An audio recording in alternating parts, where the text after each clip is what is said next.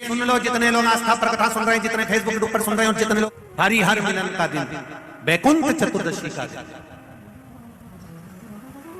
अगर कथा तक पहुंच जाओ तो अच्छी बात, टीवी के सामने भी बैठ गए तो अच्छी बात, मोबाइल के सम्मुख में भी सुन ली तो बहुत अच्छी बात, पर जो भीकन गांव तक भी नहीं पहुंचा तो कम से कम कोई गांव का व्यक्ति अगर कथा सुनकर निकल कर जाए तो उसका केवल दीदार कर लेना, दर्शन कर लेना, उतने में वैकुंठ का मार्ग बहुत।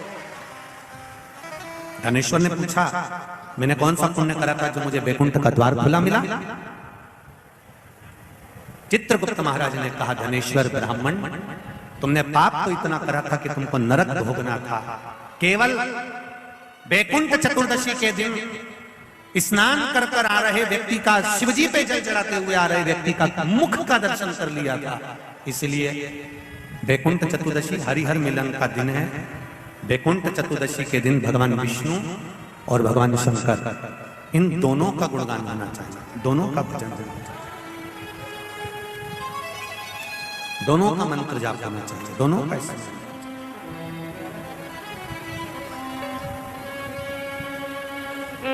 आप सबसे निवेदन है, कल हरिहर मिलन के दिन आपके घर में शिवलिंग होगा और लड्डू गोपाल होंगे। रात्रि के समय पर, शाम को नहीं, मध्य रात्रि, अगर नींद खुली रहे तो 11 बजे के बाद में, रात्रि को 11 के बाद अगर नींद खुली रहे, नींद नहीं खुली रहे तो फिर तुम रात को 8-9 बजे चढ़ा के भी सो जाओ तो कोई बात नहीं हो, भगवान तो बोलेगा। शंकर भगवान पर पहले बेलपत्री चढ़ाना, लड्डू गोपाल के सामने तुलसी का दल चढ़ाना, अपने मन की कामना कर कर हरिहर मिलन कराना। थोड़ी देर तक या तो सवेरे के समय ही चढ़ा दो, दिन भर चढ़े रहने दो, रात्रि के समय पर जब फ्री हो जाओ तब घी का दिया लगाकर बेलपत्री उठाना, वो उठाकर भगवान शालिग्राम जी पर या लड्डू गोपाल पर या मेरे कृष्ण पर या नारायण पर या भगवान विष्णु पर, जो भी तुम्हारी मूर्ति हो लड्डू गोपाल की आदि की, उन पे चढ़ा देना और भगवान की तुलसी उठाकर अपनी कामना कर कर मेरे देव अधिदेव महादेव के शिवलिंग पर चढ़ा देना। रात्रि को ही हो सके तो ब्रह्म मुहूर्त तक, अगर नींद खुली रहे तो उठा लेना, नींद खुले तो रात को ही, रात्रि के समय ही उस बेलपत्री और तुलसी को संभाल के रख लेना। वही बेलपत्री तुलसी विद्या के लिए, और जो बच्चा माइंड से तकलीफ में रहता है, जो बच्चा पलंग पर गंदगी करता हो या जिसका विवेक बुद्धि स्थिर नहीं रहती हो, उसके लिए ये बेलपत्री और तुलसा हमेशा कार्य आती है। कल वही वैकुंठ चतुर्दशी, उसका दर्शन भाव से, आनंद से अपने अपने घरों में करें, भक्ति के साथ, आनंद के साथ। सुदर्शन चक्र भगवान विष्णु को दे दिया था और भगवान विष्णु ने अपना नेत्र भगवान शंकर को दे दिया था। तब भगवान विष्णु ने कहा था देवऋषि नारद से, नारद, पूरे वर्ष में केवल एक दिन ऐसा रहेगा वैकुंठ चतुर्दशी का, जिस दिन मेरा दरवाजा 24 घंटे खुला रहेगा, जो पापी से पापी जीव है वो भी प्रवेश करेगा। ये वैकुंठ, प्रयास करो, कल शिव जी के मंदिर में जाकर एक लोटा जल अवश्य चढ़ा, भगवान नारायण का स्मरण करें, राम नाम, कृष्ण नाम, शिव नाम, भगवान की भक्ति का भजन कीर्तन करें। कार्तिक के महीने में जो दीपदान होता है, माताएं सवेरे घाट पर स्नान करने जाती हैं तो वहां दिया लगाती हैं, शाम को तुलसी का क्यारा, दरवाजा, सब दूर दीपदान होता है। केवल कार्तिक के महीने में, पूरे महीने जो दीपदान होता है वो शाम के समय पर, सुबह के समय पर, आप जब सुंदर कार्तिक स्नान कर रही हो तब, या शाम के समय पर दीपदान करती हो, पर पूरे कार्तिक के महीने में केवल एक दिन ऐसा होता है जिस समय शाम को दीपदान नहीं होता, बल्कि मध्य रात्रि में दीप का दान होता है। कौन सा दिन है वो? पूरे कार्तिक के महीने में केवल एक दिन ऐसा होता है जिस दिन मध्य रात्रि में दीपदान होता है, ना सुबह ना शाम। हाँ, सुबह शाम आप तुलसी जी को लगा रहे हो अपनी जगह पर, पर तुम अगर कार्तिक के महत्तम का स्मरण कर रहे हो, कार्तिक का स्नान कर रही हो, कार्तिक नहा रहे हो, या कार्तिक का व्रत कर रहे हो, या पचवीगन का व्रत कर रहे हो, या भीष्म पंचक का व्रत कर रहे हो, या कार्तिक स्मरण का व्रत कर रहे हो, कार्तिक का अनुष्ठान कर रहे हो तो उसमें एक दिन ऐसा होता है जिस समय सुबह शाम दीपदान का फल नहीं है, रात्रि के मध्य में दीपदान का फल है, और वो है वैकुंठ चतुर्दशी का दिन। पूरे कार्तिक के महीने में केवल एक ही दिन रहता है जिस दिन शाम के दीपदान का फल नहीं है, मध्य रात्रि के दीपदान का फल। दीपावली पर जो दिए लगाए वो 11 दिए, 21 दिए, 5 दिए, 7 दिए, ऐसे लगाए जाते हैं। एकादशी के दिन जो दीपदान करा उसमें 11 दिए, 7 दिए, 21 दिए, ऐसा दीपदान होता है। पर वैकुंठ चतुर्दशी का जो दिन है महाराज, इस दिन रात्रि को 11 बजे से लेकर 12:30 के बीच में दीपदान होता है, और 14 दिए का दान होता है महाराज। इसमें 14 दीप का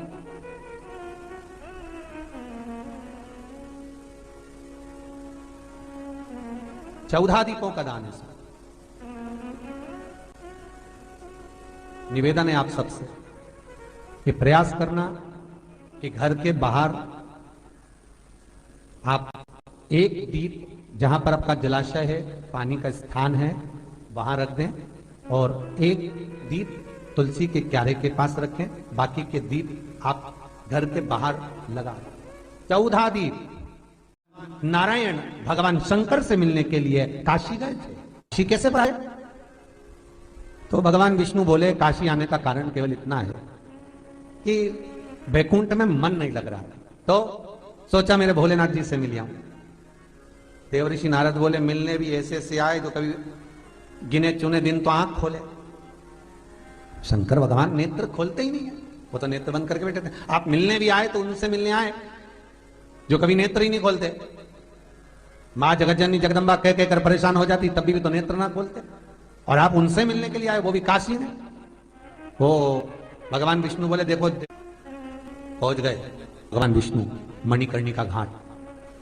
आज भी मणिकर्णिका के घाट पर भगवान नारायण का मंदिर है।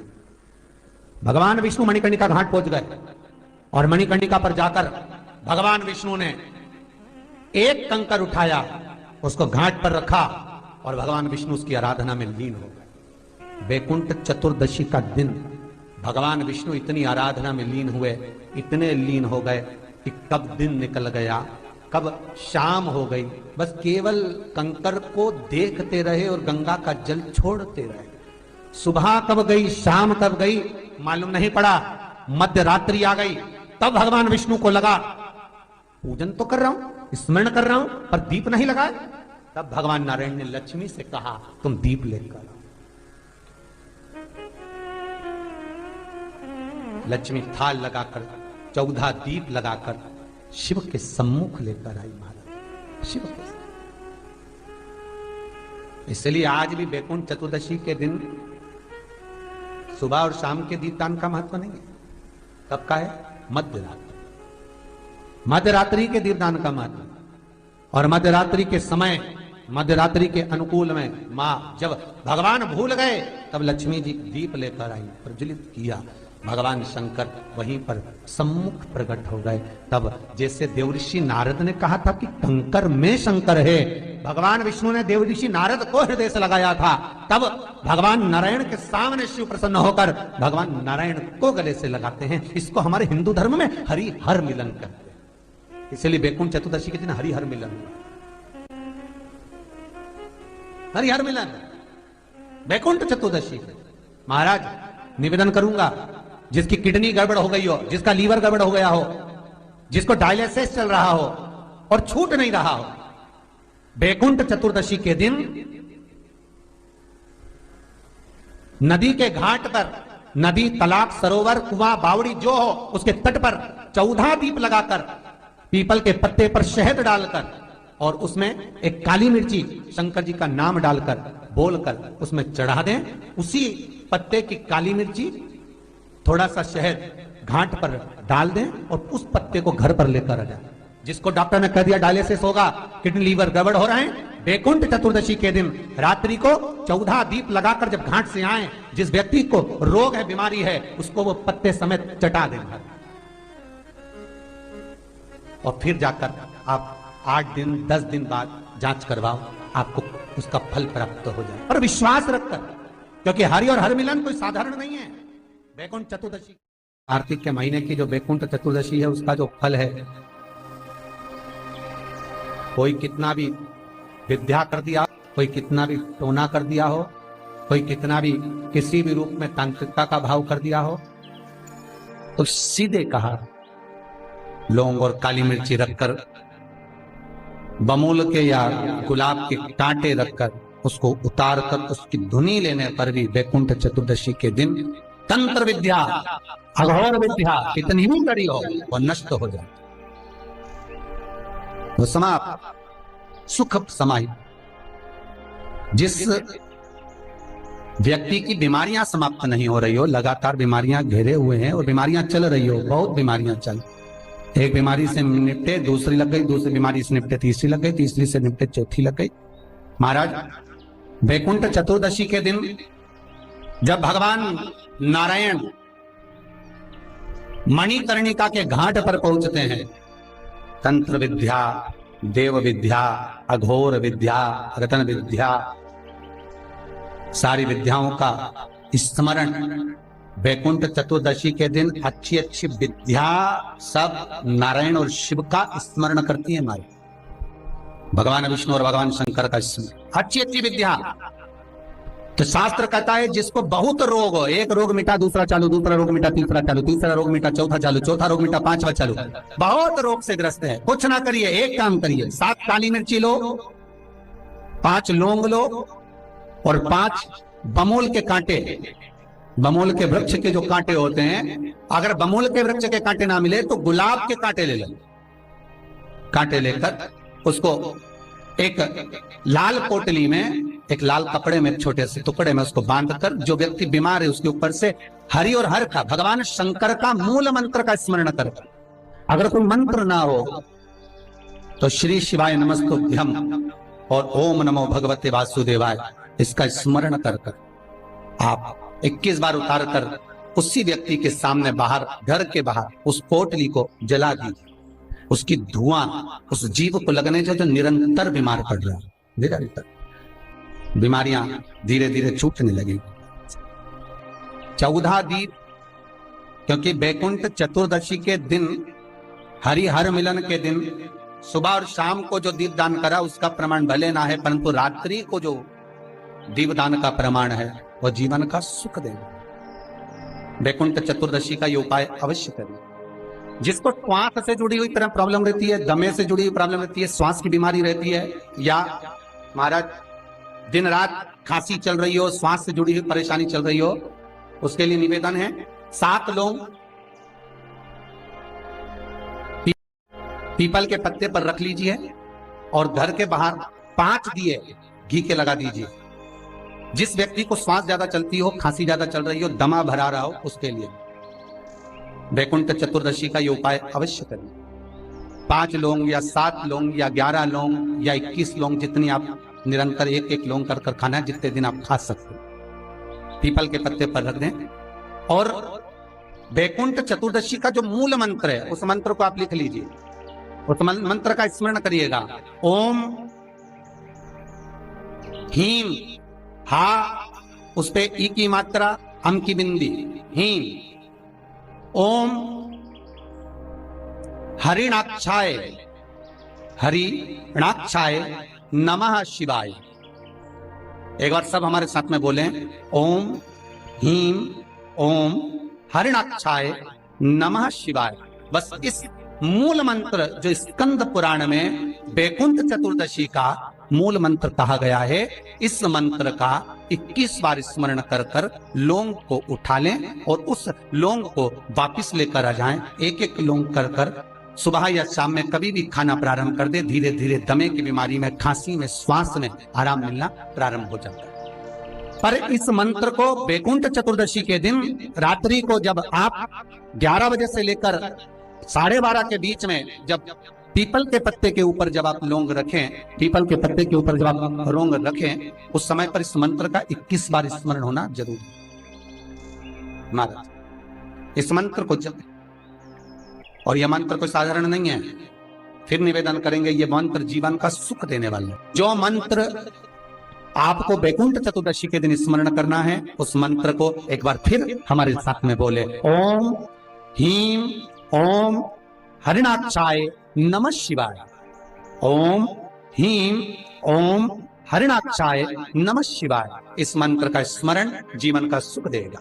जिनको ज्यादा रोग हो, बीमारी हो, तकलीफ हो, कोई व्यक्ति वेंटिलेटर पर पड़ा हुआ है, ऑक्सीजन लग रही है, उसके लिए भी 1 लोटा पानी, उसमें दूध मिलाकर 5 बेलपत्र रखकर आप वैकुंठ चतुर्दशी के दिन उसके नाम का पानी आप हरि और हर को समर्पित कर सकते हैं। अगर मंदिर बंद मिले तो पीपल के पेड़ के नीचे आप चढ़ा सकते हैं। उससे 3 या 4 दिन में आराम लगना प्रारंभ हो जाएगा। पर मंत्र का स्मरण यही करें, ओम ह्रीं ओम हरिणाक्षाय नमः शिवाय। इस मंत्र को जपें जो स्कंद पुराण का मूल मंत्र कहा गया। उसका स्मरण करेंगे रोग बीमारी आदि को मिटाने के लिए।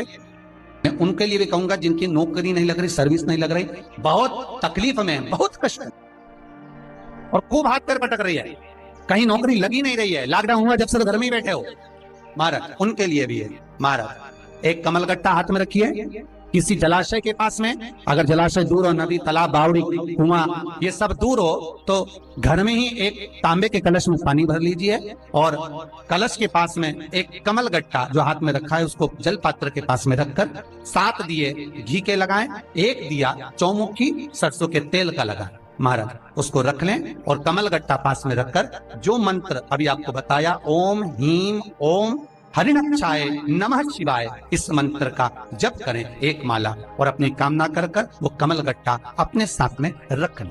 जब किसी एग्जाम को देने के लिए जाएं, जब किसी इंटरव्यू को देने के लिए जाएं, वो कमलगट्टा आपके साथ लेकर जाएं, आपको सफलता प्राप्त होगी। जब फॉर्म भरें तो उसको अवश्य